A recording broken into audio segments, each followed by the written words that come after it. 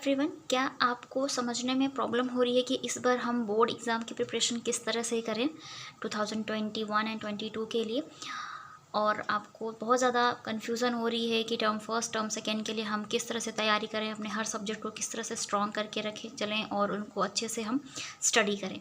तो इस वीडियो में मैं आपको यही बताने वाली हूँ कि आप किस तरह से प्रिपेयर करें ताकि आप आसानी से अच्छे मार्क्स ला सकें अपने बोर्ड एग्ज़ाम में। तो स्टार्ट करते हैं फिर वीडियो को और देखते हैं। ये आप सभी को ये न्यूज़ अच्छे से पता है कि जो भी बोर्ड एग्ज़ाम होने वाले वो 2 टर्म में होंगे, first term and second term.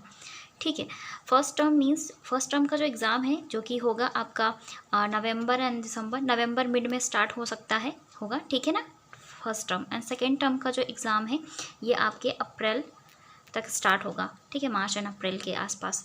अभी अगर हम अभी के टाइम में देखें, जब ये आया है कि ये न्यूज़ हम सभी को मिली कि 2 टर्म में एग्ज़ामिनेशन होंगे, इस कोविड की वजह से बहुत सारे चेंजेस हो रहे हैं हर एग्ज़ाम को लेकर के। तो यहाँ पर भी बोर्ड एग्ज़ाम को लेकर के भी बहुत सारे चेंजेस किए गए हैं। तो अगर हम टर्म फर्स्ट की बात करें तो इसमें सिर्फ और सिर्फ आपके आएंगे multiple choice questions, means MCQ based questions आएंगे आपको। आपने सुना होगा OMR शीट होती है, वो आंसर शीट होती है, उस पर क्वेश्चन नंबर वाइज आपको 4 सर्कल दिए होते हैं और उस क्वेश्चन का जो भी करेक्ट ऑप्शन होता है ABCD में से उस करेक्ट ऑप्शन को सर्कल को फिल करना होता है, ठीक है। तो ये होते हैं आपके MCQ क्वेश्चन जो कि ऑप्शनल क्वेश्चंस होते हैं। एक क्वेश्चन के 4 ऑप्शन होंगे, आपको करेक्ट ऑप्शन को टिक करना होता है। यहाँ पर थोड़ा सा आ जाता है डिफ़िकल्टी लेवल, क्योंकि यहाँ पर आपको करेक्ट ऑप्शन चूज़ करना होता है। अगर आंसर सही होता है तो ही आपको नंबर मिलेंगे, अगर ऑप्शंस सही नहीं होते तो आपके आंसर तो जो आपके मार्क्स हैं वो आपको नहीं मिल पाएंगे यहाँ पर, ठीक है। तो ज़रूरत क्या है कि हमें पढ़ाई करनी है, जैसे हम करते हैं ना, हमें वैसे ही पढ़ाई करनी है। आपको डरने की ज़रूरत बिल्कुल नहीं है। आप जिस तरह से पढ़ते हैं आप उसी तरह से पढ़िए, बट कोशिश करिए कि आप पहले से ना थोड़ा बेहतर तरीके से पढ़ने की कोशिश करें। हर एक चीज़ को डिटेल में पढ़ें। जो भी थ्योरी पोर्शंस दिए हुए हैं किसी भी सब्जेक्ट का, चाहे थ्योरी है, चाहे वो न्यूमेरिकल है, प्रैक्टिकल क्वेश्चन है, प्लीज़ उन सभी को बहुत ही बारीकी के साथ पढ़ने की कोशिश कीजिए, ठीक है, समझने की कोशिश कीजिए। क्योंकि जब तक आप किसी भी चीज़ का मतलब डीप नॉलेज नहीं लोगे तो फिर आपको उस बारे में अगर क्वेश्चंस आते हैं, मल्टीपल चॉइस क्वेश्चंस बनते हैं, तो आप आंसर नहीं कर पाएंगे, करेक्ट ऑप्शन नहीं चूज़ कर पाएंगे। तो कोशिश करें, जैसे अगर मैं अकाउंट सब्जेक्ट की बात करूं, जैसे हम कॉमर्स स्ट्रीम से हैं अगर आप, तो अगर आपके पास अकाउंट है तो अकाउंट में बहुत सारा क्या होता है, बहुत बार क्या होता है कि स्टूडेंट्स को टीचर्स मेन कॉन्सेप्ट समझा देते हैं चैप्टर से रिलेटेड और फिर आप क्वेश्चन सॉल्व करना शुरू कर देते हैं। आपको क्वेश्चन सॉल्व करना भी आ जाता है, लेकिन अगर उसी क्वेश्चन से या उसी चैप्टर से रिलेटेड आपको ऑप्शनल क्वेश्चन दे दिया जाए तो आप सॉल्व करने में आपको मुश्किल होती है कि करेक्ट ऑप्शन क्या होगा। कोशिश करें कि अगर आप अकाउंट्स पढ़ रहे हैं तो क्वेश्चंस तो लगाएं ही लगाएं, प्लस जो भी थ्योरी पोर्शन है स्टार्टिंग टू एंड आप उसको बहुत ही डिटेल में पढ़ें, अच्छे से पढ़ें, ध्यान देकर पढ़ें कि क्या पॉइंट्स किस के बारे में कहा गया है, ठीक है। कोई भी सब्जेक्ट, चाहे वो थ्योरी की चाहे प्रैक्टिकल, आपको बहुत ही अच्छे तरीके से यहाँ पर पढ़ने की ज़रूरत है।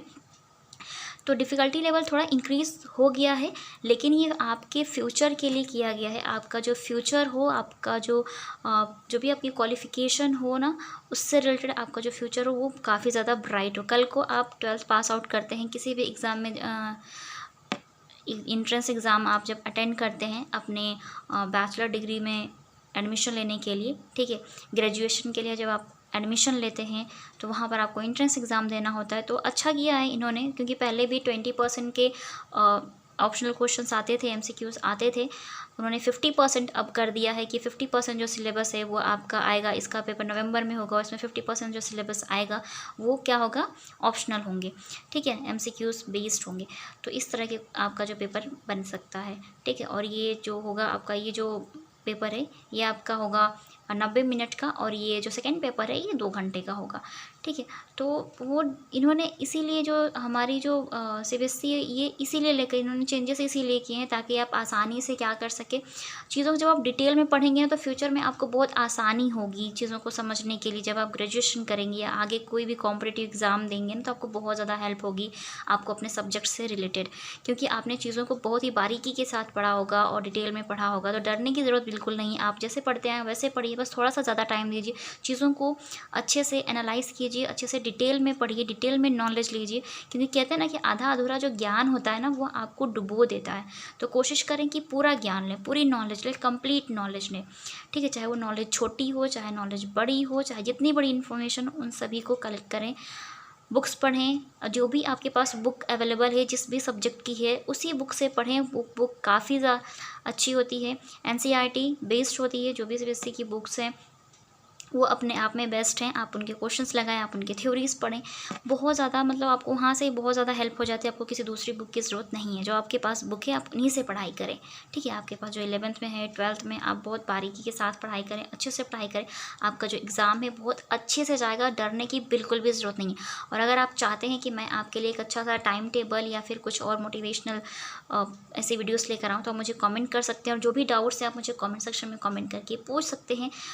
जैसा कि हम सभी को पता है कि जुलाई भी निकल चुका है और नवंबर में आपका जो फर्स्ट टर्म का एग्ज़ाम है वो होगा, मिड नवंबर में हो सकता है, 15 नवंबर के आसपास डेट आएगी आपकी एग्ज़ाम डेट, ठीक है।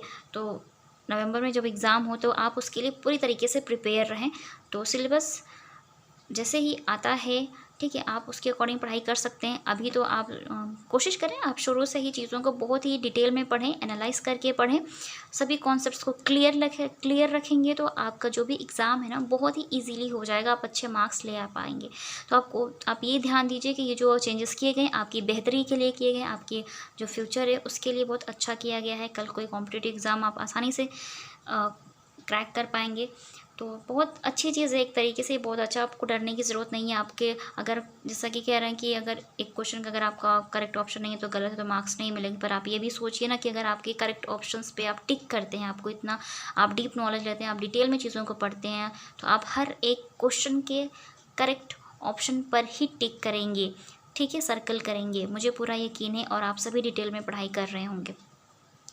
तो आज की वीडियो में बस इतना ही। और अगर कोई भी डाउट है, कोई भी प्रॉब्लम है, आप मुझे इंस्टाग्राम पे फॉलो करके डीएम कर सकते हैं या फिर आप मुझे डायरेक्ट कमेंट सेक्शन में कमेंट करके बता सकते हैं।